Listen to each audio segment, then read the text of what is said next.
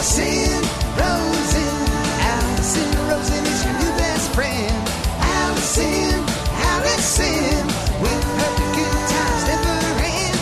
Alison Rosen, doing the wavy pencil dance again. Alison Rosen, Alison's your new best friend. Hey everyone, hi, hello, it is me, Alison Rosen. Welcome to another episode of Alison Rosen is your new best friend. I'm here with return guest, Esther Povitsky. Hello, welcome back. I didn't know if I was going to go Little Esther or Esther Povitsky, and then I just made a choice. I made a bold choice and I committed to it. I'm glad that you did that because a lot of times people ask me and I think they're expecting me to have this really clear answer and I just don't care. Like, call me whatever, they're both, one's a nickname and one's my name. And if my nickname is more comfortable for you, that's fine. So, or my real name, they're both good. But who are you to you? That's like the actor studio question. Yeah. Who, like when you dream, are you Little Esther or are you Esther Povitsky? That's hilarious. So, welcome back. Yay. You were first on the show in 2014 and then you've come back a few times. So long ago. I know. I thought there had been another episode, but then I was looking. I know that you did the Thursday show. Yeah, that's what But I think it's been since 2014 that you've come on and done this where we peel back the layers of your mind and really get in there. But I've done your show. Yeah, you were on my times. show. Yeah, yes. yeah. So a lot to catch up on. You have a new podcast. Yes. You have a new show coming out. Yes. You're on Crazy Ex-Girlfriend. You're still doing your old podcast. You have an adorable dog. Oh my God. You're very into beauty products. I know, it's so bad. That's what your new podcast is about. Yes. Because I was listening and I'm like, we have got to talk because I have my skin. I don't know what's going on with it right now. So it looks great. That is smoke and mirrors. There's some dryness. There's oiliness. There's a whole crop of zits. I really don't know. But let's talk about that in a moment. Okay. First, Alone Together. Yes. When does that come out and what is that? So Alone Together is a TV show that's coming out on Freeform, which is the network that used to be called ABC Family, and then they gave themselves this weird name that is Freeform. It's kind of embarrassing, but why did they do that? Do you know? I think they were just decided they wanted to rebrand and because the name ABC Family just sounds so dorky, and it's not. There's I don't know, just a family. Right. It sounds like, it's in just Seventh Heaven reruns. Yeah, it's not like that. I think they decided they wanted to change and get away from that and become more. I don't know exactly what you would describe what they are because their big shows are Pretty Little Liars and The Bold Type is their new show. It's about feminist young women. It to me kind of reminds me of MTV when I was younger because it had the cool female type shows, and then our show feels more on the Comedy Central side of things, but so they're just rebranding, and then that's the network that we went with, and our show is called Alone Together, and it's based on a short film that me and my friend shot, which was just about our platonic male-female friendship as because I met him, his name is Benji Aflalo, and I met him when we started stand-up at the Comedy Store, and we just have been best friends for 8 years, but we've never kissed, nothing. It's just completely platonic, and people are always like, what? Why don't you guys just have sex? But it's so lame and easy to say, and it's not what we want to do, even though we sleep in the same bed and do a lot of, he plucks my mustache hairs, and so it's the show's about that, and he's also a rich kid from Beverly Hills, and I'm kind of white trash from Illinois, and so it's just that plays into the dynamic, and it's just kind of about our lives, but it's not about stand-up at all. That's my big quote about it. It's not about stand-up. Do you play a character named Esther? I do, yeah. And is she you? Yeah.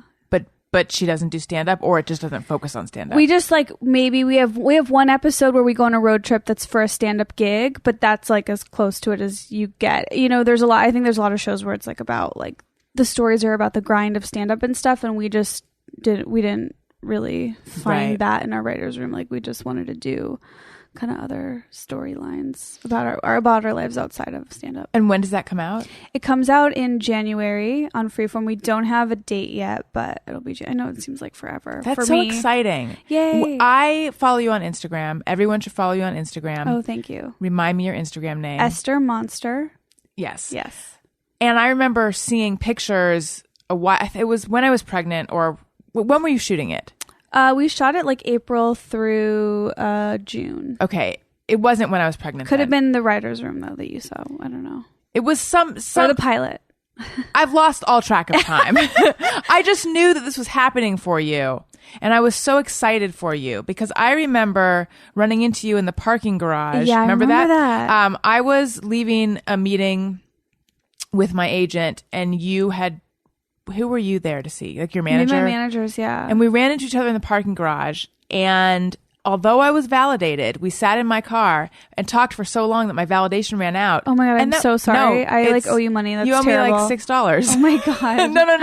No. That's what I'm saying. I lost track of time because it was so good to talk to you. And you told me a phrase that I always think about, which is meeting hangover. Like after you have a bunch of meetings but now I, despite the fact that I said I always remember it, I'm forgetting specifically what it means, but I know that it spoke to me at the time. Just the like feeling of having had too many meetings in a row. Oh yeah. And then you also feel like, what did I say? And those people clearly hate me? Like there's just so many weird things that you can feel after doing that, and you just feel so like vulnerable and like your dignity is gone. So I think we were talking about that, but I bring up all of that to say that I feel like having your own show has probably been a dream of yours for a long time, right? Yes, this is like, I am wildly shocked that it happened. Like it's been a lot of fun and like such a huge learning experience. But yeah, I never in a million years like actually thought it would go down. So thank you for saying that. I'm very excited. Did you feel like, oh my God, it's all happening? No. Like I never felt that way, because it's funny. Like when I thought like, oh my God, maybe one day like I'll have a show and like I'll be getting my makeup done every morning, and like, you know, you think about all those trailer with like, your name on it. Yeah, like I always like fantasized about those things, and then I remember halfway through like thinking, oh, this is happening, but I don't feel any of those things I thought I would feel. Like I'm not like excited. Like it wasn't like the glamorous part of it that I fantasized about, like totally was not there. Why do you think that is? I think just because it was so busy. Like, what was the pitching process? Like, how did it all come about and turn into this thing where there were all these other people involved? Yeah. So we had shot our short film probably, I wonder if it was around when I came here last. Yeah. Maybe 2014-ish or something. 2013. Maybe, I think it was like maybe August. And did you shoot that with specific ambitions? Kind of, yeah. We were at, me and Benji were at a party for Brody Stevens's premiere for his Comedy Central show. We were just kind of like bouncing around and having fun. And then this writer, Mike Gibbons, came up to us, who I haven't even seen since then, but he was like, you guys are a show. Look at you two, weird, funny. Like he just like gave us this like weird little pep talk. And also that night, I walked out of the bathroom at the party, and like from Benji's point of view, like this is the story he tells, is that Zach Galifianakis like beelined towards me to come talk to me, and I think like the combination of that and then Mike Gibbons, what he said to us, I think Benji, it really clicked for him that he wanted to work with me. And I've always been like, I'll work with anyone, like I'll do it, you know. I like love this, so I'll just do it. And so we just like really that night came together and we're like, we're gonna make something. And then like months, if not a year's worth of prepping and figuring out how and writing it, and then like figuring out if we were gonna just have an outline or gonna have a script, and like just all those like little things. And then we reached out to this amazing guy, Jacob Pinger, who was the DP on my MTV pilot years back, and we're like, hey, can you help us make this? Can you DP it? And he's like, hey, how can I direct it? And we're like, hell yeah. This was self-financed? Yeah. And so, but like on the cheap, you know, as cheap as you can go, because we, you know, didn't really have money to do that. But Jacob Pinger, like, fortunately is amazing and made it, like, to me, that would never have happened without him. And he made it look good and just took over, like helped us with all the producing aspects of it. And then we shot that short film. We shot it, I think, for like 2 or 3 days.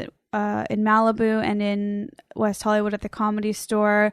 And then for a while, we didn't know what we were going to do with it. And then we put it online, and I think my agent sent it out to like a bunch of producers because I was like, I want to, have a production company or someone, like, let's try and pitch this thing. As a TV show. Yeah. And no one was interested. So we didn't get any meetings. And then like the last... Did they say why? No. They're just like pass.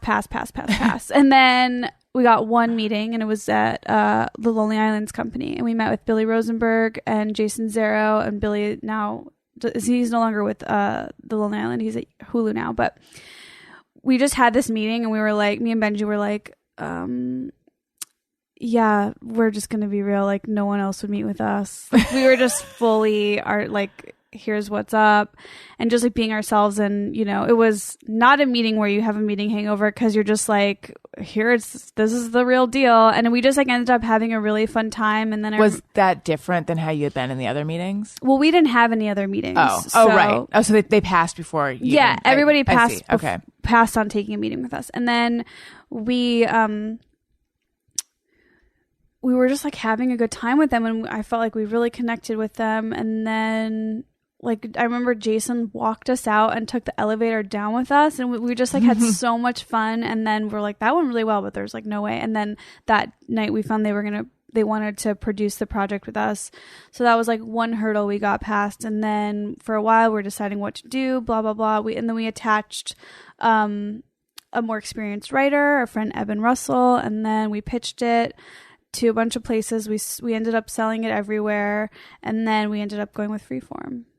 That's amazing. Yeah, it's really cool. It was so wait, can you say who else you sold it to? I don't think it's like friendly Cool. to say that, Yeah. but it was a very difficult choice to decide where to go. But we ultimately ended up going with Freeform because it felt like they were the only place where there was a high level person in the room with us. Like at certain places they would, on our like emails, it said like so and so will be in the room, and then like that person just like dropped everyone off and then left. Like, so there was a lot of, I just felt like there was so much excitement at Freeform, and that's kind of ultimately why we ended up there. And when you sold it to everyone, were you pitching the short film and the people that were attached, or had you reshot something? No, we were actually talking about reshooting for a while, because at the time, I don't know if they still do this, but Lonely Islands Company had like all this money to create shorts, and that was their business model, was financing projects.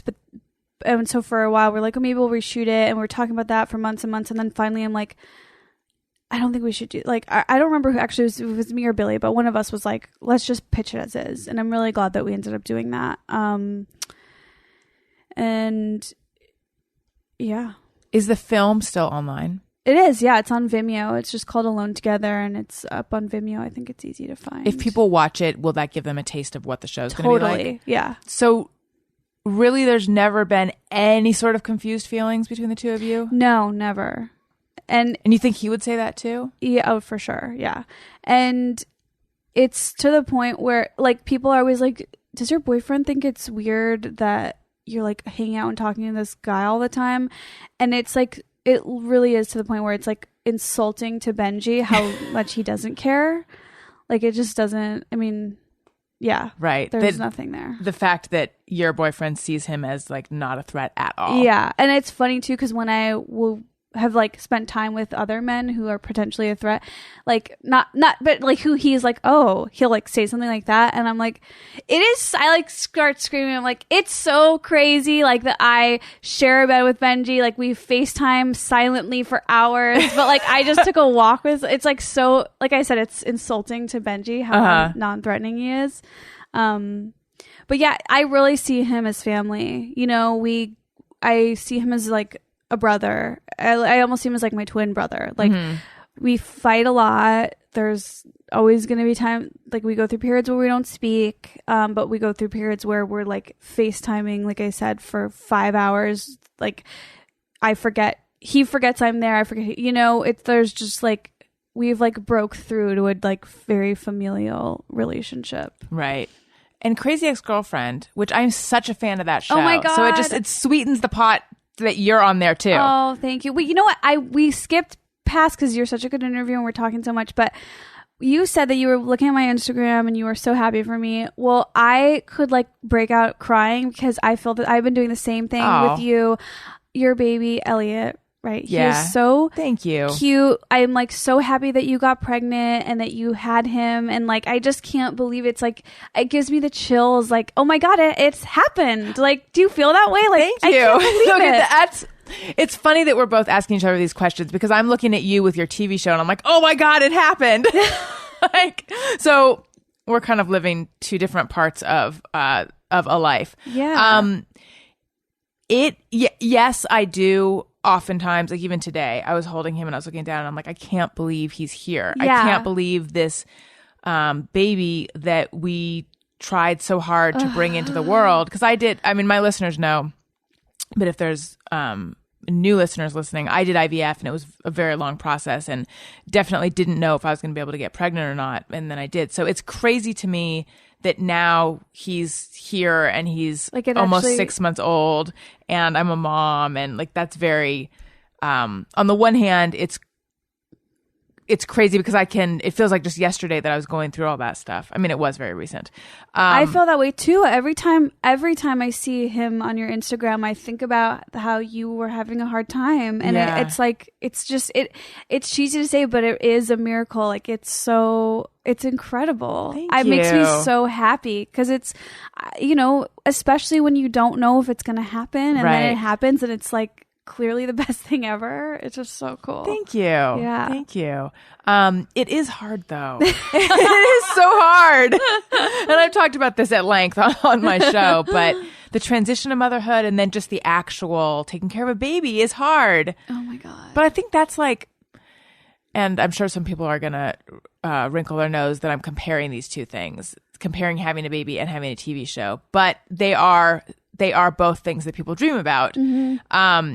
And when you get there, they're not the way you thought and the they reality would be, and they're challenging. Right. And the reality is the actual experience of it is different. It's different than what you think it's going to be. 100%. And there are good days and there are bad days, and yes. Right.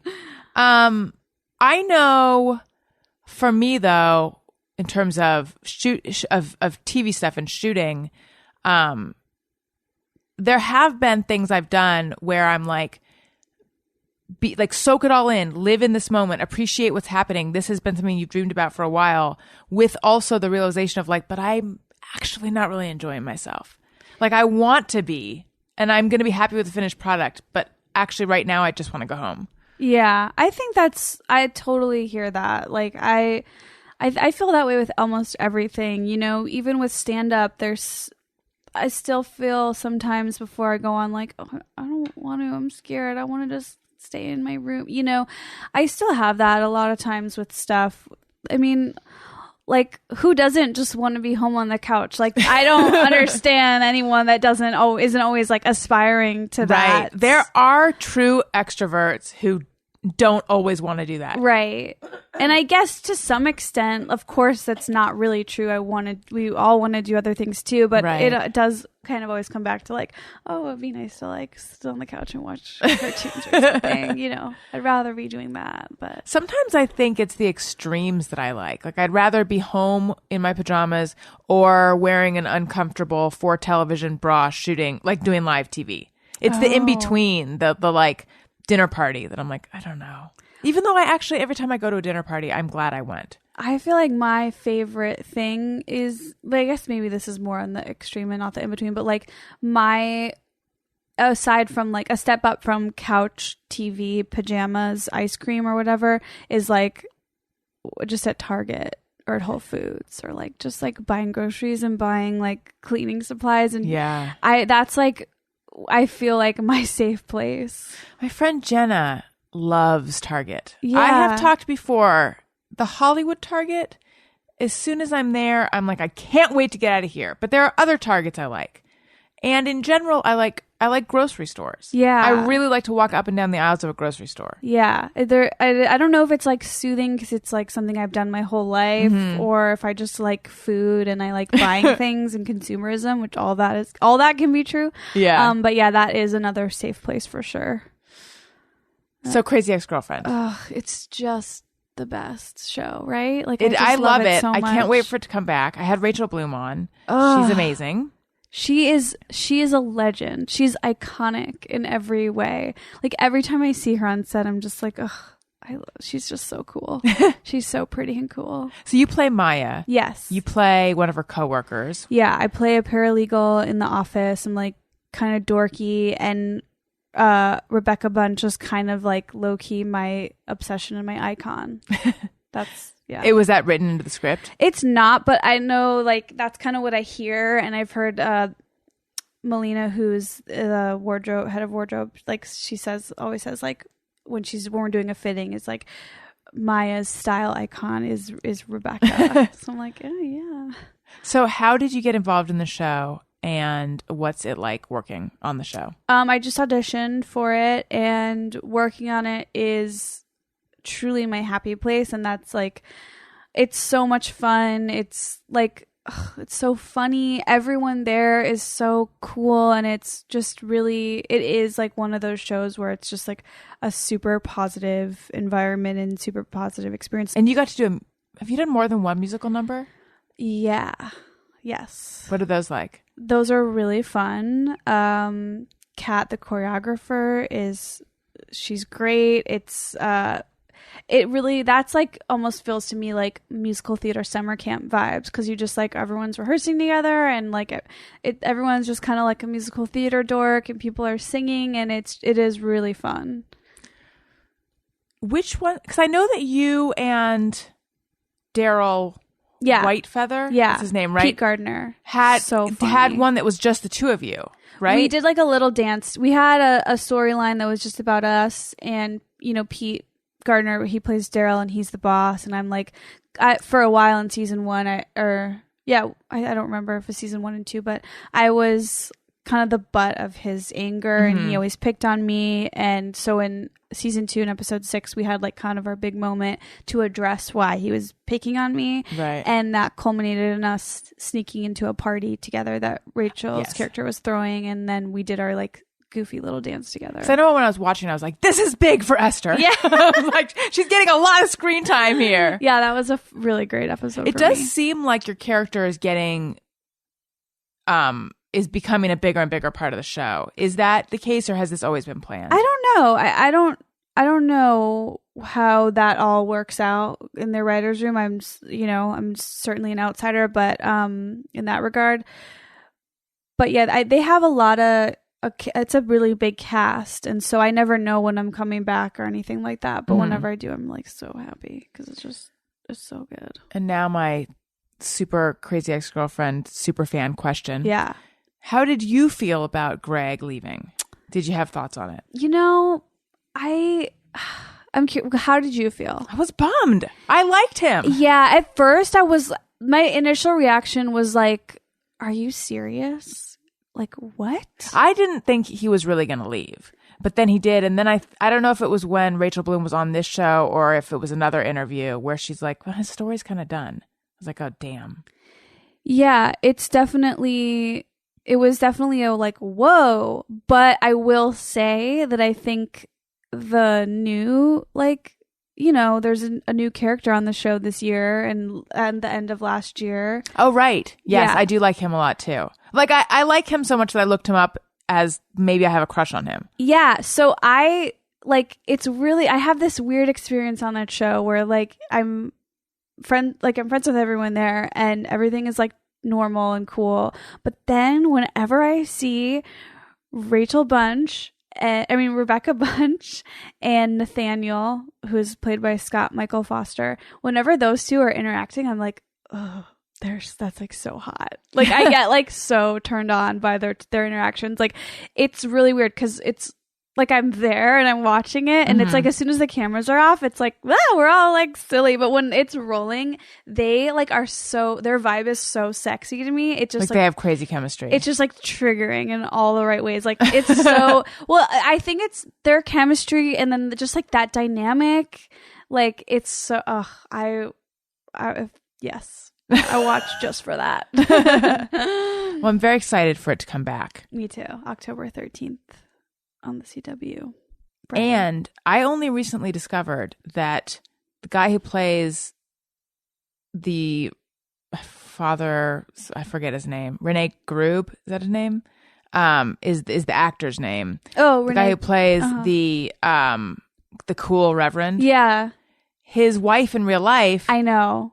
from is Briga. the actress, from Great News. Yes. And who was also in Love. Yes, Briga Which you were Heelan. in, yeah. I know, that It's a blew very my small mind world. too when I realized that. I was like, oh my, because I love both of them so much. They're just, and yeah, they're a very cool power couple. So Glowing Up, your new podcast. Glowing Up is my new podcast. I co-host it with Caroline Goldfarb. She runs the Instagram account Official Sean Penn, which is like super funny memes about celebrities. And she was a writer on Alone Together. And I had known her previously, but that's how we like bonded. And like truly, I think she and I, like when we teamed up in the writer's room, it was like everyone's nightmare because we would just be so, I mean, that's not true. People would laugh, but like, I just feel like us together, you know, when you like meet someone and you together, like you just feel like you start doing silly things. Mm-hmm. I don't know. That's like kind of the vibe we had. I didn't explain that well at all, but, we just like had so much fun, and then we decided that we wanted to do a podcast together and have it be about, because we both share like love and sick obsession with makeup, like celebrity diets, any diets, exercise, like just any kind of like really super girly talk. And so that it made the most sense for us to do a podcast about it. And it's like been our like life's joy every time we do it and everything we do about it. It has a Facebook group now, and we have an Instagram account, and it just like we feel like we're building this whole community of like women and like anyone who's into like beauty and all that stuff. I didn't know that it was pronounced NYX. Oh, brand NYX. Yeah, I always thought it had something to do with New York. I think it was. I thought thought it that was, too. You did, yeah. Yeah. But no, it's NYX. Yeah, we talked a lot about NYX, which is this like very budget friendly drugstore makeup line. Caroline did a NYX haul in our first episode, and then the episode this week we talked about cardio last. I mean, we talk about all this stuff all the time, but yeah, we have one coming out on Tuesday that I'm really excited about, where we introduce this idea of this. I'll just talk about it quickly. Or you can talk about it for a long time. We have for a long time. We've had this like desire, this like secret obsession and desire with going to Paris, like literally flying to Paris, arriving at 7 a.m. or whatever on a Saturday morning, going to this big French pharmacy drugstore where you can get like all this amazing makeup, going to lunch after, and then flying back. So it's like this, just you go all the way Just to a Paris shopping just trip. to go to buy budget makeup and go back. And obviously when we crunch the numbers, it doesn't really make any sense. And I've never been to Paris, so it'd be really stupid to just leave. And you think it through, like traveling sucks, and the last thing you're gonna want to do is turn around and get back on a plane. Mm-hmm. But that's this like fantasy that we have, and we're going to talk all about it on this week's episode. I just wonder why the rush. Like, Well, why okay. is that necessary? That to come comes back up that a fast? lot, especially from Caroline, and I'll tell you, because the whole point of it is just to do a trip where you just do that. Okay. That's like the point. Well, I in my think mind. I feel like, I don't know where I've heard about them, but I feel like there are shopping trips that people go on. I don't just mean the average consumer goes on them. Like, I feel like let's say your company is making bedspreads, so you might go on a shopping trip just to buy fabric all the way across the world. Now you wouldn't need to do this anymore because there's the internet. But I feel like Right. people do that. That's a thing people do. Well, the other thing is that a lot of these French beauty products are available on Amazon now, so it almost makes no sense. It's just purely like for your commitment to the French drugstore beauty product. What is game. the name of this drugstore? I think it's just called The Pharmacy. And does it have a plus sign? Is Yeah. that- yeah. Or Okay. French Pharma or something like that. But it's like the main big pharmacy. Mm-hmm. And Caroline has been there, so she's the one who told me about it. And then I was like, we should just go, because I don't know, I like doing silly things like that, like being at Walgreens for for when New Year's Eve the clock strikes midnight, just like say you ring in the new year at Walgreens, like just like lame things. Have you like done that? Yeah, just things like that where it's just like stupid things that a teenager does to kill time. I want to take. I spent New Year. There was one year where the clock struck midnight as I was putting on lip gloss in the bathroom, and I was like, no, I don't feel like I'm in a rush to get out there. I was at a party, so I was being social, but I went to the bathroom. And then I was still in there when midnight happened. And I was just like, that's fine. Whatever. Yeah. So be it. Yeah. I'm on the So same as page. I was listening to Glowing Up, what I was wondering is, because you were talking about your passion for makeup. Yeah. Where do you keep all of it and how organized is it? Oh now, my God. full disclosure, I've seen your house, Yeah. which is amazing. Oh, You had thank just you. moved in when I saw it Yeah. like, pretty recently.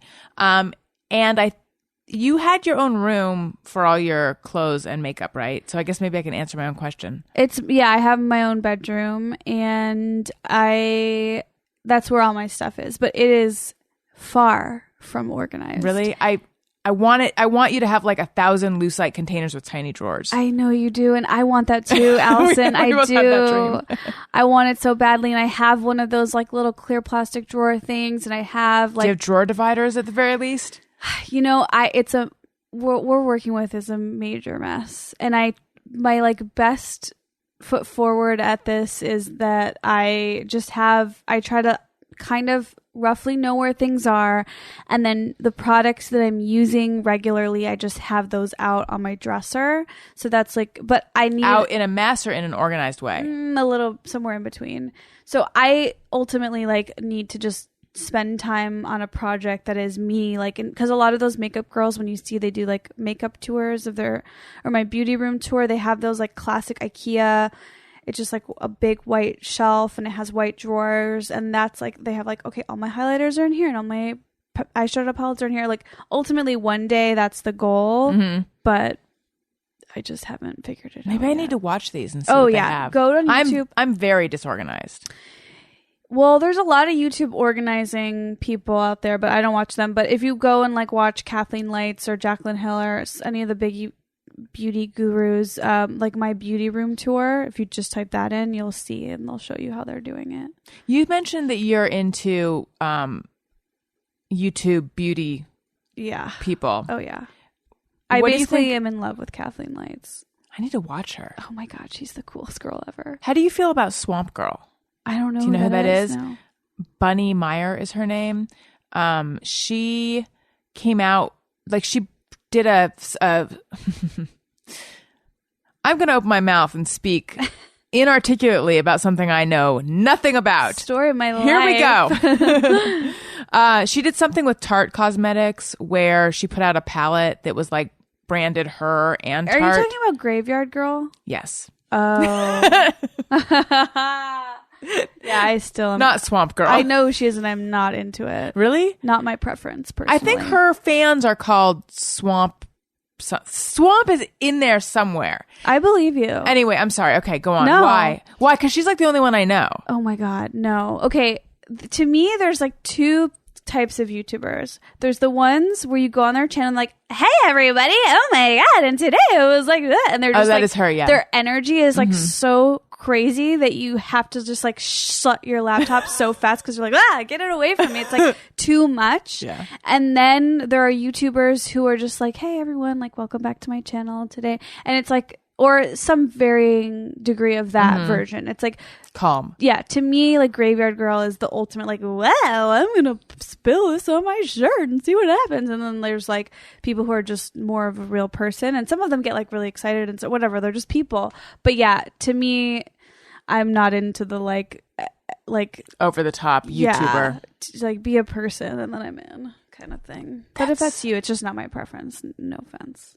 I don't know if I have a preference. I just assumed they were all like her. Except that periodically I will go to YouTube just to look up how do you do this and instructional videos oftentimes aren't over the top. Yeah, I think I had that as well for a long time, that relationship with YouTube where I just assumed everyone was like an annoying crackhead who is appealing to 9-year-olds. 14-year-olds, yeah.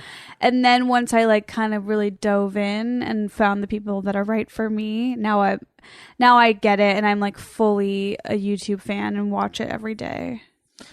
All right. Even though I'm 29. I'm going to write, who do I need to watch? Kathleen Lights. Kathleen Lights. And then Jaclyn Hill and Jeffree Star are really popular, but they're not. For me, it's all about Kathleen. Okay. She's just like normal, honest, trustworthy. Like, I really connect with her. Have you always been into super girly things? And I don't say that, and it's not a judgment or a pejorative. No is the answer, because I know when I was very little, I hated dresses and dolls and was like very defiant against those things. Would never wear pink. That was my least favorite color. And I think it's because my mom really wanted me to be girly, and I was just like, absolutely not. I'm a dog named Jacob. Like, I made everyone call me Jacob when I was little. Oh, that's amazing. Yeah, I thought I all my and food, you were a dog? Yeah, and all my food had to be on the floor. Like, I fully was a dog named Jacob for like a long time. How has this never come up when I've talked to you before? So, I definitely did not start out girly at all. And then I think high school, I got into makeup because like everyone gets into MAC, everyone that I knew. And that's like, I kind of bonded with my mom on that front. Like, I just remember buying like MAC eyeshadow palettes and stuff like that. And then when I went away to college, I got less into it. And then by the time I got to LA, I don't know why, but I just was like, got rid of everything. I remember I'm like, Mom, throw these away. I just stopped wearing makeup for like 8 years. I just like totally didn't give a shit about it and was not into it. Do you think it had to do with, because you were so into stand-up, Yeah. which is about being real? I do. I think because like, I just never wanted to like get dolled up and I just was so devoted and committed to that I just didn't feel like I needed to wear makeup. Do you think you would have been treated differently if you were dolled up? I don't know. And I shouldn't say, I know that I wore black eyeliner on the top of my eyes for a long time. I think I stayed, but like I kept, but like eyeshadow, brushes, any face makeup, like I just completely threw out. And yeah, I don't know if it was like a rebellious side of me or like just that I was lazy or was just too focused. I don't know what it was, but I think or if I decided I was bad at makeup and didn't want to even try. I don't know. I just like totally, I think a part of it is though that if you are a woman in comedy and you're like relying on sex appeal, it's frowned upon, which I agree with at the time, but now I feel like I should be whoever I want to be and not feel like I have to dress like a boy. Right. Even though I still do sometimes, that's just my style, but like jeans and a t-shirt. But then last year I started to watch beauty YouTubers, just kind of fell into it because a girlfriend of mine had told me about somebody to watch. I think she gave me like a lipstick and then was like, oh, this is this beauty YouTuber or whatever. And so then it just like, then I just started watching it so much. And also this was at a time in my life where I was really, really anxious about a lot of things, like everything, things this is like politically and like all the stuff that started happening, really just like nothing was safe to me. There was no safe space, like, and comedy couldn't really be a fun escape for me because that was like kind of my job, and there was also anxiety that went along with that. And I think I was like working on the pilot and waiting, and so I had found this like safe haven, which were makeup videos on YouTube. And I just like, because for a while I was like, this is so bad for me, like this is rotting my brain, beauty stuff, like makeup, I know this, but I was like, wait, this is providing so much relief and so much, it's just like I said, keep saying a safe space. And then I just kind of was like, I'm just gonna go with it. I'm like letting myself free and letting myself enjoy and indulge these things, because time's well spent. I don't know, whatever the saying is about, if you enjoyed it, then it wasn't a waste. So, and then that's how I ended up wanting to start this podcast, because now it's like been awakened within me. I'm a girl who likes makeup, but I've always liked food stuff. So how does your boyfriend feel about the new you? He does not like it. He does not like it at all. He, like, when I because we usually go to bed at different times. So whenever he does come to bed at the same time as me, I'm always like, I'm gonna play a video. Like I have to, and he just like gets so angry. He just gets annoyed. And then he also does not like that I spend time watching makeup stuff because he also thinks it's brain rotting, which I understand. I always tell him like, I get it, but sorry, dude, this is what I like. But there must be something he does that's brain rotting, or does he just read complicated books in his spare time? He reads a lot, but we do the one kind of like card I have in my favor is that by the way, I don't know any sayings, so I just make them up. This is the card in your favor. Like the other day I said, I know I'm going to bite myself in the foot later or something like that. And he was like, you just did like 3 of those sayings in one and it's not right at all. But he watches sports a lot and I try to like fight him with that, but he has his own podcast called The Great Debate. So all he does is like knows how to argue his way out of stuff. So he has his own defense as to why. Because sports is like team building and blah, blah, blah. But makeup is art. It is art and it is like, it's a hobby. And but how does he feel about you now wearing more makeup than he used to? That he also doesn't like, but I don't care. To me, like my big spiel or my take on makeup is like, nobody needs it. I don't need it. You don't need it. No one I know needs makeup. It's fun. It's a hobby. It's like, I collect it. I like messing around with it. I like playing with it and learning about it. It is not this thing that I think I need. It's not like, now I can't go to the grocery store without my makeup. It's not that at all. And when I hear that, it makes me cringe because no one deserves to like feel like they're in a makeup prison. Makeup is fun and it's just for fun. Mm-hmm. The listener should know right now it's very natural what you have going on. Yeah. I usually don't wear I also don't wear makeup a lot. So yeah. Now, I don't want to make you uncomfortable, but no. I need to ask the tough question. Oh no. What color concealer am I? No, I don't know. What are you? Do you know? Because I feel like that's do you ever go to Makeup Alley? Is that even still a popular one? That's a website where a whole bunch of people, it's like Yelp for makeup, basically. They write reviews of makeup. And I used to look at it a lot. And people will be like, I'm an NC45. Right. And I didn't even know what that meant, but it's, MAC terminology. Yeah, because MAC is so good about their shade ranges that's like kind of become the gold standard for how you refer to your skin tone. Right. So what are you? Do you know? I don't know. I actually don't know what I am in MAC. I should ask someone. I should figure that out. But I know in concealer, in the NARS concealer, I'm creme brulee. So I like that. Try that on for size. I am. I really wanted to be vanilla custard, but I'm creme brulee. Are they all food names? Like, are they all puddings? I don't know.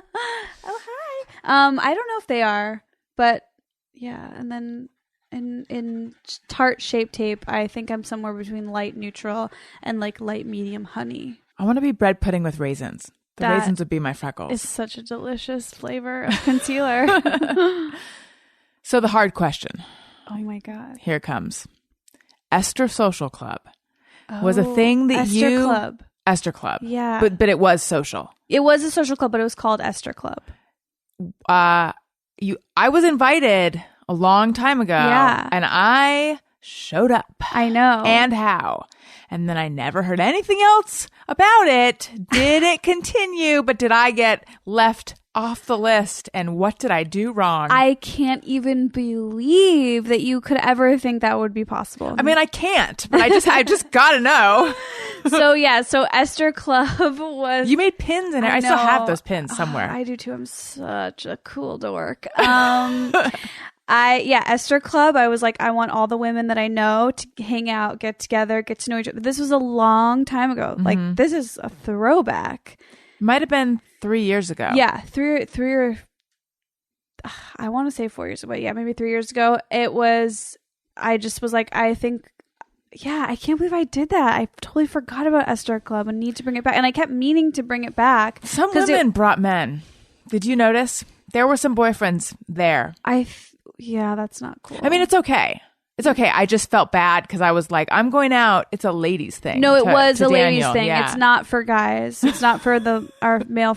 It's not for male friends. It's not for boyfriends, husbands, anything. But yeah, so it was a success. There were so many people there. It was great. Yeah. Like, it was so much fun. And I met a lot of people that I really liked. Yeah, there's like my comedy friends, fashion friend, like all the different groups. Also, Amanda Seyfried. Amanda Seyfried was there, not related to Esther Club. Okay. It was, I didn't know how that happened, but all of a sudden she was there and I'm like, I know you. I mean, I know who you are. It was a happy coincidence that Amanda Seyfried and Justin Long were there. Oh, that's right. Did they know someone who was part of it? I actually do have. think that someone at Esther Club knew them and was talking to them, but it was just a happy accident, if you will. But it, I intended to use that on the next flyer for Esther Club, former appearances by Amanda Seyfried. But I haven't done it since. And there have been so many cool, great people I've met that I kept thinking like, oh, they'll be at the next Esther Club, but I just haven't done it. Why? I know. Why have you not? You've been too busy. I think it's also so dorky that you have to really be confident to have a women's social club named after yourself and to keep it going. But I need to just do it. You are the S. You have the pins.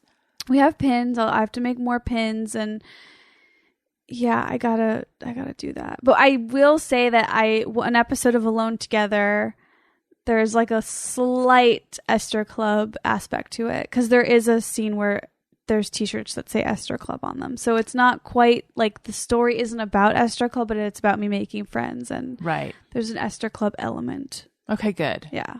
Are you going to get married and have kids? I don't know. Am I? I don't know.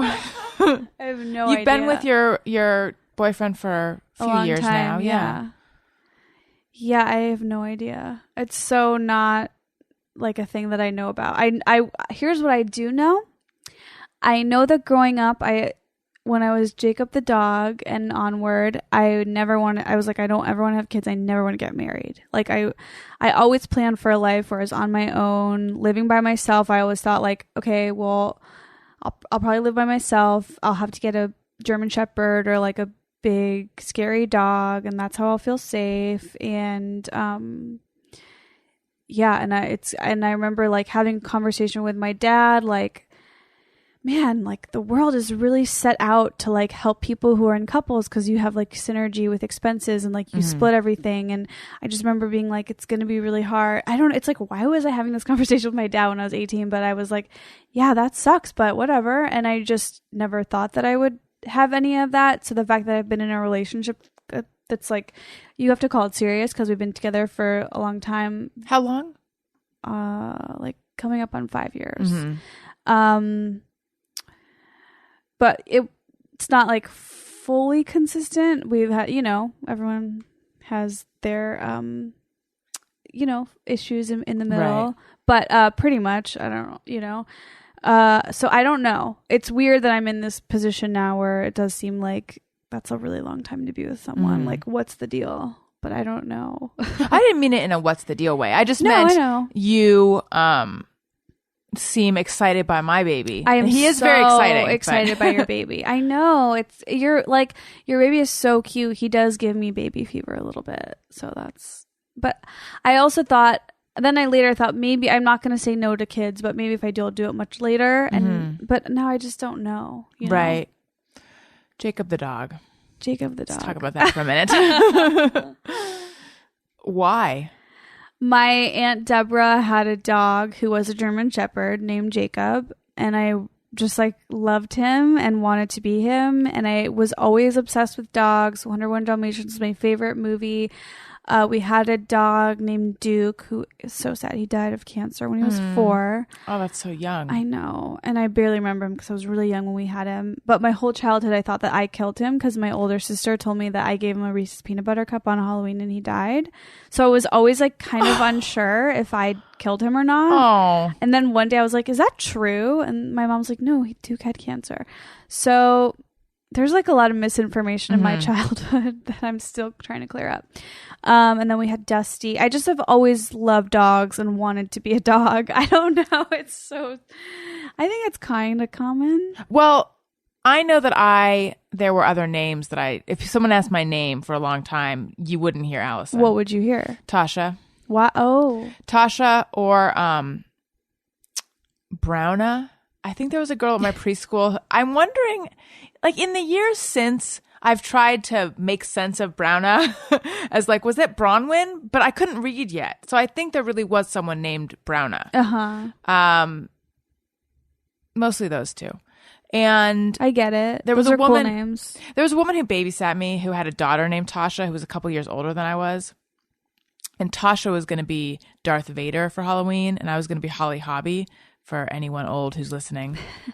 So then the next year I was Darth Vader. Like I wanted, in the same way that you emulated Jacob the dog. Yeah. I wanted to be Tasha. Yeah. I also relate to that of like a cool older girl that you want to be like. Yeah. For sure. Oh, there were so many cool older girls Yeah. that I remember.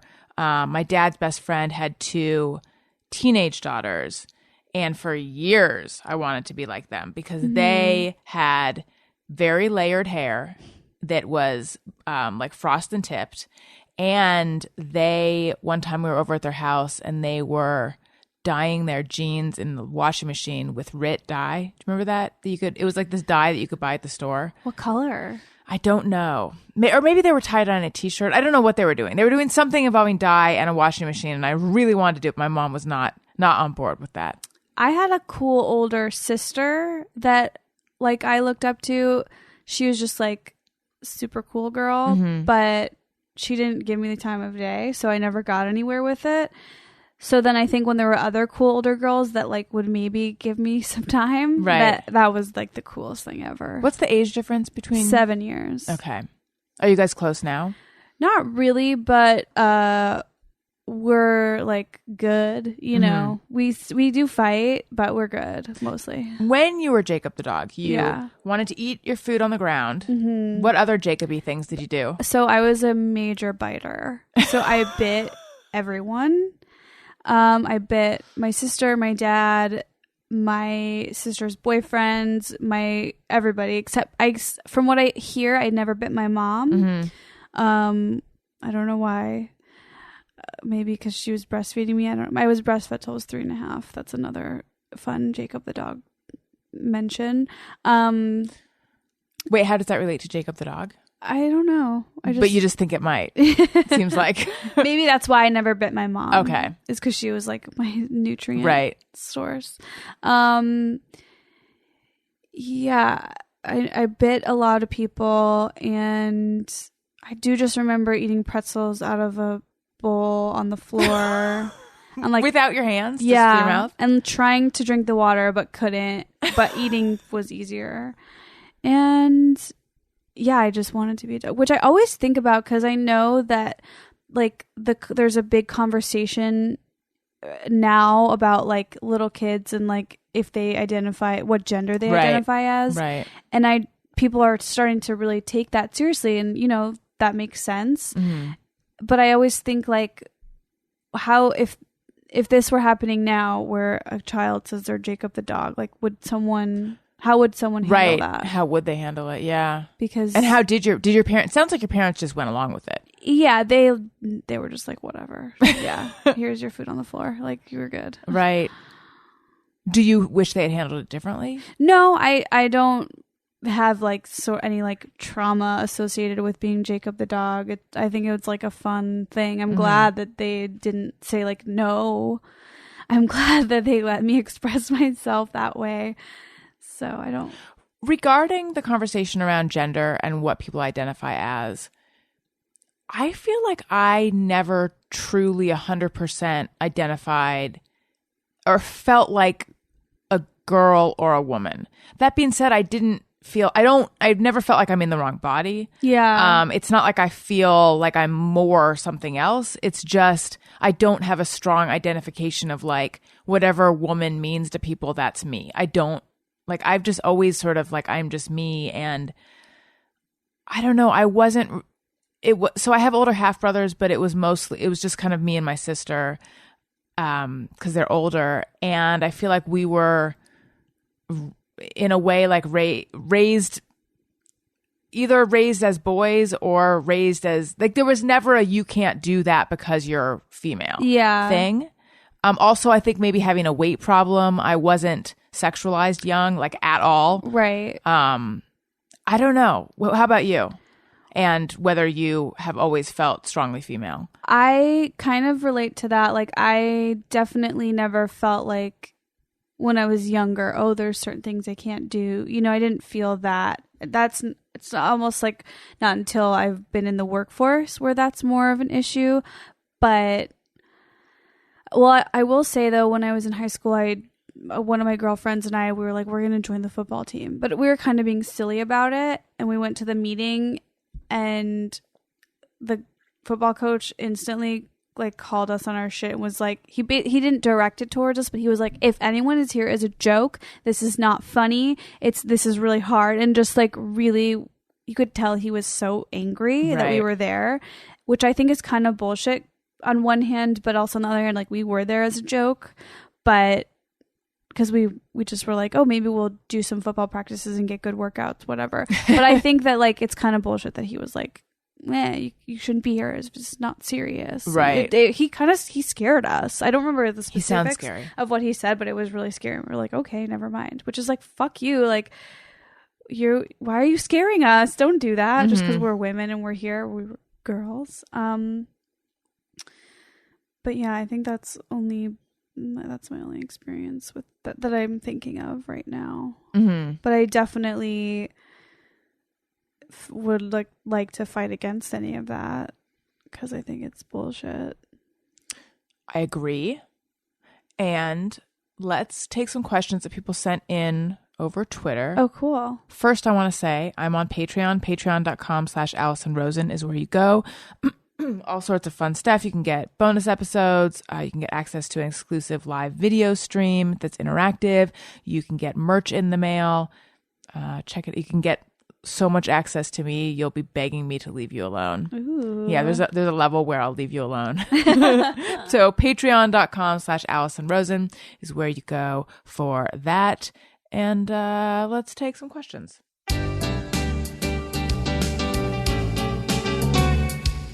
When we ask, they send them in. They're wondering how you have been. So thanks so much for answering these questions from our fans. This one comes from Nate. What's the latest update on the surveillance camera in her parents' living room? Oh. So the camera was shut down. Now it's in the works of going back up, but I did have a surveillance camera that I placed in my parents' living room, and I had a 24-hour live access feed on my phone to that, and it was initially so that I could see my dogs, because I had my dog Pepper who was living there, who I couldn't take care of, but I eventually asked her back and was told no. That's why I have Donut now. And so Pepper, because they had become attached to Pepper. My dad did, yeah. Oh, so Pepper and Duncan are there, and for a long time I didn't have my own dog, and I love dogs, as we've talked about. Right. And so I was wanted to be one. Yeah, and so I was like, oh, this is the perfect idea. I'll always be able to see him sleeping in the middle of the night. I could just like pull it up, and my parents were like, my dad was screaming, "Fuck no, you're crazy! Stop making my life your toy!" Like, he was so angry. And then I got my mom on board, and then she like got him to calm down about it, and then they said yes. And I think it took some adjustments where like they couldn't, walk around in their underwear. They had to know that I would always have the capability of tuning in. And it then became, so it was at first about, oh, I'll see the dogs. And then it became about like tuning in and seeing my parents like flossing their teeth on Friday at 9:00 while watching TV, and just like all the weird things that I caught them doing. And I started a blog, which I think is familycam.tumblr.com. And I have it pinned on my Twitter, so you can see like all the screenshots that I took of while I had it up. It was a great old time. But why is it down?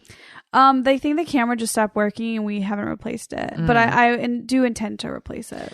When your dad said, "Stop making my life your toy," what does he mean? Well, because I was periscoping a lot at that time, and I would always call my parents while I was on Periscope and like mess with them. And I would always try to Periscope them. And my dad just really he always felt like I was making a mockery of him. Were you? Yeah, but he was funny. It was worth it. It was worth it. And Ulysses Atkins says, does she still try and gross out boys? I wonder what you're referring to as what I used to do. I think you you used to you'd like put your finger in your underwear and then pull it out and show a guy. I haven't done that. Well, I would like rub it on. Yeah. I did that to my friend Matt once. I haven't done that since, but I did have leg hair that was like 1 out of every 3 men. I was beating them with how much leg hair I had. But then I had a fitting last week and the stylist was like, this outfit's gonna look great, but you're gonna shave your legs. And I was like, okay, yeah, you're right, it's time. So I did. My leg hair is gone, but it was more than my dad's, more than, I think it was like on par with my boyfriend, but he's like super hairy. So, but we were in the editing for Alone Together and I made all the guys show me their leg hair and I had more than a couple of them. And what made you decide to grow it out? I just don't care. Like I just didn't feel like shaving it. And I feel like I see it now. I see cool, forward-thinking women with leg hair. I see armpit hair. Yeah, I've seen both. And when I see that, I'm like, that's me. That's who I am too. So why am I shaving? Right. But I would do, and then we had a photo shoot for Alone Together, and the makeup artist was like, you should shave your underarms for this. I think they'll want you to. And then that's when I shaved my underarms. Did you feel shamed? No, because I'm like, I do feel kind of embarrassed when I'm not in everyday life, but when I'm like doing something for work, I do feel a little embarrassed because it's like kind of on me to take care of my body. And so I was just like, oh yeah, I was like, oh yeah. I was just a little embarrassed as opposed to, I wasn't embarrassed, but I didn't feel ashamed because I get it. They're just looking out for me. Right. It's not like someone at the grocery store is like, shave your armpits, you pig. It's like... Yeah, but it is someone telling you there's a way in which you're not conforming. Yeah, but I don't think it's the time... Like, doing a marketing shoot for the show is, like, not the time for me to have leg hair and arm hair and, like, be a jerk about it when that's not what they want. I think it's more something that I have to do when it's on my own dime, so to speak, on my Instagram or on my short film or whatever it is that I do. Right. I feel like I have to do some conforming to play the game and be a part of things the way that people expect a little bit to a certain degree. Because do you feel like if you weren't to do that, then it's distracting from the show? I think so, or like would change the conversation. I don't think that's what they signed up for. I think if I came out guns a-blazing, like I have body hair, this is who I am, I think that's different. And I just don't, and I don't want to feel uncomfortable lifting my arms up and having people like talk about it. And like I said, though, maybe I'm wrong and I should have just kept it, but I feel like I want to really respect what people's wishes are, who are like, I'm working for them. I want to respect what they want to a certain extent, of course. Is it the network that you were thinking when you say they? Do you mean? Yeah, just anyone there at the shoot. You know, I don't want someone who's there to be like, to not know what to do and be put in an uncomfortable position. And you know, I just feel like why put. I know that I'm 1,000 times more comfortable not wearing a bra. And my mom will be like, you just need to go get fitted. You've never been, like, for 1,000 years, she's been telling me to go be professionally fitted. And I've never done it and I don't want to. And I probably never will because I'm just not into it. But in general, like the first thing I do when I get home is take my bra off. That is so crazy to me because I am so uncomfortable not in a bra. Really? I know people like that. I know people who would prefer to sleep in a bra. I don't want that, but like I can't walk around my house without a bra on. What's the discomfort? I just like want to be in place. Like I don't want to feel like floppy, crazy. Yeah. Or because it hurts. It's just that it hurts. Like going up the stairs, I would have to like hold on. And I don't have like huge boobs, but but it just like they're sensitive and I would need to hold on to them. Yeah. I don't have that. I mean, I don't have the thing where I'm ever more comfortable in a bra. Do you have any like comfy bras though? They're all pretty comfy. That's the thing. Like they're all non-underwire, the comfiest you can get, and I still find them uncomfortable. I don't believe you. I feel like you don't have the right. I know. I hate to be your mom about it. It's okay, Mom. But like, I have like very comfy bras that I wear. What brand? This one is Hanro, which is super expensive, but they go on sale. And you can get them really cheap. I think mine are Warner's, which are super cheap. Except this is like a discontinued brand, so I had to go on Amazon. I'll link to it if you guys want to buy my bra on Amazon. Show you. This is like, do you see this? Like, yes. Does this look? That looks like a sports bra. It's not, like it looks, though. But I'm saying that's how comfortable it looks. Yeah. Do you have something like this? No. Okay, that's crazy. Wait, can I see? But that's like a t-shirt. Like you're not exposing yourself if you lift your shirt up. What's going on at the top of it? It's like that. It totally is. Is it? That looks super comfy. Yeah, I call them like house bras or something. Yeah. Okay, I'll just show you. Just like this is what I have going on. That's a real bra. It's this a bra. is like a house bra. Yeah. Oh my God. But I feel like that actually wouldn't provide enough support if I'm going to be out of the house. It's enough for walking around. Yeah, Okay. it's enough. You can't exercise in them, Right. but you can definitely go about your life. Does it have like a racer back or what kind of back does it No, have it's a going normal back. All right. I'm sold. I'm in. I mean, this is crazy. Because what I was going to say is despite the fact that I'm like, why are you shaving your armpits for the man? I am so much more comfortable not wearing a bra. And yet the second I'm a little bit like someone new is in my environment, I'm like, I got to go run and put on a bra. So I am someone who is not, I'm not comfortable being like, this is who I am. Braless. I'm envious of people who go braless because I think it's like a cute look, but I just can't do it. I don't like the feeling or the sensation of it. Yeah. Let's do just me or everyone. Okay. Sometimes I ponder on something I have thought or done. Is it just me or everyone? All right. James Leroy Wilson says, feel a sense of betrayal that we're supposed to be buying vinyl albums again. I don't really feel betrayal, but I get what you're saying of like, didn't we move past this? Why are we supposed to? I didn't know we were supposed to be buying them again. Well, I think, are we supposed to be buying them again, or is it some people never stopped buying them? I don't know. I think there are, like, certain bands will release vinyl. I don't know. What do you play it on, though? I don't know. Yeah. It's tough because I am like, look at people who still buy vinyl and I'm like, what's crazy people? And then I'm like, I still buy CDs and that's insane. That's like pathetic. I still want to own the CD of songs. I don't do that, but I can't get rid of my CDs. I still have a CD collection. Yeah. Even though I barely ever listen to anything on CD anymore. Yeah, I have a really, really old car, so I listen to CDs in my car, and I'm like, this is crazy. I'm like dating myself.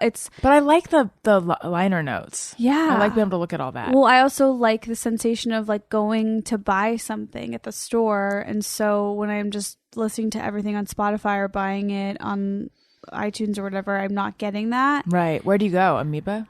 No, I will order it online or go to like a Target or whatever. I don't know. They're hard. It's not easy to find CDs. Right. I used to love going to Tower Records. Yeah. I think we had Virgin in our... Yeah. I liked both of those. Yeah. So I don't know. That's just my whole thing is that I buy. It's crazy that I'm doing that. So I don't know what my answer is to your question. I'm sorry. And then do you burn them once you get them? No. You just listen to the CD. And then I listen to it on Spotify. So it's like, sometimes you just, it's like so strange. Jen says, when asked, did you find everything you needed? I say yes, even if I didn't. Yeah, I did. I do that too. I can have a very frustrating experience at the store. I definitely did not find what I needed. And the person will say, did you find everything you needed? And I'll say yes. Well, because by that point you're at the checkout, right, and it's like too late anyway. So why are you asking? Like, yeah, if you answer honestly, it seems like you're just being cranky. Yeah, because usually they're like, I think one time I probably was honest because I know that she was like, oh, I'm so sorry to hear that. I'm like, all right, but you still didn't have whatever I was looking for. It is a question that people in that position should like really think about having a different question there. Right. It's not quite helpful at that moment. What is the purpose? Are they offering to go, you can go run and get your bananas, or are they just, it almost feels like a manipulative sort of like getting you, like at the end of when you call like the cable company or someone and they're like, at the end, they're like, and did I answer all your questions for you? Well, no, I guess that is them actually wanting to know if they answered all their questions for you. Jeff, edit out me. Take me out of this podcast. Here's a thing that Jeff is going to have to cut out. What, again? Yeah. What is the purpose of that question? Jeff, what do you think? I think it's just a customer satisfaction thing. I think it's well-intentioned. It's, how are you doing today? Whatever. Mm-hmm. But I always lie, too, because as a practical matter, you're supposed to say, no, I couldn't find the chocolate syrup. And then they'll go, do you want us to get it? Do you want me to get it? Yeah. And I don't want that. I don't want to hold up the line. I don't want to hold up the people in line. And if I haven't found it by then, it's like, well, I just gave up. We've made our peace with it at that point. Yeah, because if you didn't find everything you needed, you should have asked someone to help you find it before you got in line. And then, it's pretty pointless. But it's probably, like you said, it's definitely not ill-willed. It's just like a thing that you're taught to say. Yeah, but there's nothing you can do about it. Unless he said, it's in aisle 6, and I said, all right, don't go get it, but I'm going to make a note, and I will keep that for future reference. But that's insane. Yeah, that would be crazy. But that's the only way to make it realistic. Right. John Schember says, outside of military and hunting situations, camo apparel seems extra visible. I never thought about it that way, but yes, it's true. Is it because we, like, notice it? I think it's so familiar? Yeah, it's so, like, that person is paramilitary. Yeah. I actually don't know what the specific meaning of paramilitary is. I hope I used it sort of right. Sandra Braga says, just mirror everyone. Ever wonder if you could only do one or the other for the rest of your life, what would it be? Burping or farting? Hashtag I choose fart. I choose fart is what she says. If you could only burp or fart for the rest of your life, which would you choose? It's like not, but to me that's not like, it's such a weird one because it's not like you're choosing French fries or pizza. It's like giving up one of those things doesn't feel like a hard choice. Right. That's true. But that said, which one would you give up? I think I would just like dealer's choice. Oh, you don't care? No. I think what if you lost one but doubled the other? Because I think that the idea is like what would have been all your burps are now going to be farts. So you're farting for 2 or you're burping for 2. Which would you choose? This is going to sound crazy, but I'm not. This is Have real. you not burped in 500 years or something? No, I didn't burp for like ever. Like all throughout high school and like I just like never burped and was always like I don't know how to burp. But now I do, and like because I wasn't used to doing it, now when it happens I'm like it's kind of cool to me. So you choose burp. So, but at the same time I have no manners about it because I don't. Because like I said, it doesn't like bother a 5-year-old, me. yeah. I'm just like, it's whatever. So I guess maybe I would give up burping because I'm like, I don't have the right etiquette for it. Are you surprised when you burp? Or it's just not second nature to hide it? It's kind of both. It's also like when it happens, I'm like, oh, that happened so fast. Like I didn't have a chance to like get a sense of what that would be like. And it just came out. I don't know. Do you have an idea of why you didn't burp? Did you bring this up to a doctor? No, I didn't. And every time I told people, they'd be like, everyone just assumed it was a lie. Uh-huh. But I didn't for many years, and I have no idea why. This is kind of fascinating. Yeah, but I do now, and it's normal now. The first time you burped after this long no burp phase, though, were you like, what was that? No, because I will say that if I knew that I could always drink, if I like drink a bunch of seltzer water, I could have like a manufactured burp. So I could do those, so I knew what that felt like. Right. But I never had a burp outside of that. No organic burps. No. Can you burp on command? Is that a thing? I still remember. I always wanted to be able to make myself burp. It just seems like such a cool, like a party trick. Yes, such a cool parlor trick, and something where like if you knew how to do that, you'd always be able to entertain yourself. Yeah. So I spent a long night at college hanging out with my friend Alisa, and she taught me how to do it. And I don't know if I can still do it, but I think I should probably try. Oh my God. Okay. I'm gonna do it again. That was not me. But I can't get like a rich redolent. That was just like a... But how did you even do that? Need more practice. Oh my Oh, God. nice. I'm on a roll.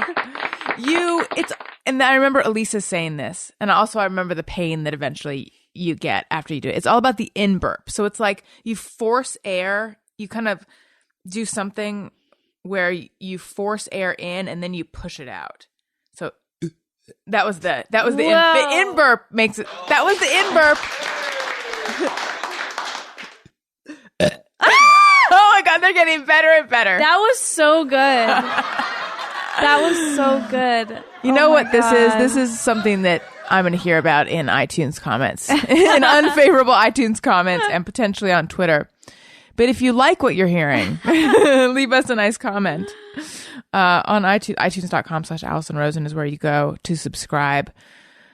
It was so much fun having you on the show. I know. I love talking to you. Me too. It's been too long. You have to come back on Weird Adults. I would like to. Yeah. So you're doing Weird Adults and Glowing Up? Yes. And they both are how frequently?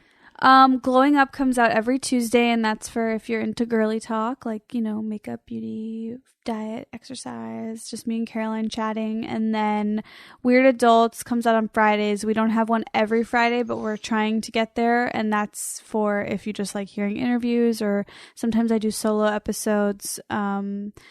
So that's for if you're not into the girly stuff and you'd like a more, basic type of podcast. Although you could say that the girly one is more basic. Caroline referred to herself as basic. Yeah. I don't know. I'm trying to remember what she specifically was talking about. I mean, we talk about before your discussion of salads. We talk about limited edition Starbucks drinks. That's like the height of basicism. Mm-hmm. So yeah. By the way, is the inverse of basic extra? Because I only but you're familiar with the term extra, meaning like melodramatic, right? I only recently learned that one. I don't think that's the inverse of basic. Okay. I think the inverse of basic is like just someone who's really cool. Right. And like stands out in the crowd. In case anyone's wondering, a lot of weird feelings in the burp center of my body. Oh my God, are you okay? Yeah, I'm okay. It's not pain. It's just the feeling like another burp could slide out at any moment. Whoa. Like I might have taken in more air than I expelled. So who knows? Anything could happen. That was not me. That was someone I aspire to. That was the Tasha of burps. Esther, let them know where they can find you and plug everything. Yeah, so my Instagram is Esther Monster. My Twitter is Little Esther. And my podcast, Weird Adults, is on Feral Audio, and as is Glowing Up. That's also on Feral Audio. And we have our own Instagram for Glowing Up, which is Glowing Up Podcast. And if you are interested in that stuff, we have a Facebook group called Glowing Up. We have an email address, glowinguppod@gmail.com, where we take beauty questions and tips and advice from our listeners. And Alone Together is going to be in Freeform in January. And if you follow me on Instagram and Twitter, you'll have all the appropriate updates on that. Yay. Jeff, where can we find you? You can find me on Facebook and Twitter at Colonel Jeff Fox. And I will have Amazon links to stuff that we talked about in this episode. Click through, let them know who sent you. You can buy my bra, you guys, if I can find it on there. Do they sell the kind of bra that you are wearing I don't on think Amazon? so. But Those. Calvin Klein makes good bras like this too, though. Okay. Those might be there. All right. Follow me on Twitter at Alison Rosen. Follow the show's Twitter feed at ARIYNBF. And if you like what you're hearing, subscribe. I know I said it a moment ago, but in case you tuned in for the last minute, iTunes.com/Alison Rosen. Thank you for listening. Thank you for being on the show. Thanks, listeners. guys. I love you guys. Goodbye. Hey, do you know about the Alison Rosen Show? We had a good time, but now we gotta go. Yeah, Alison Rosen is your new best friend.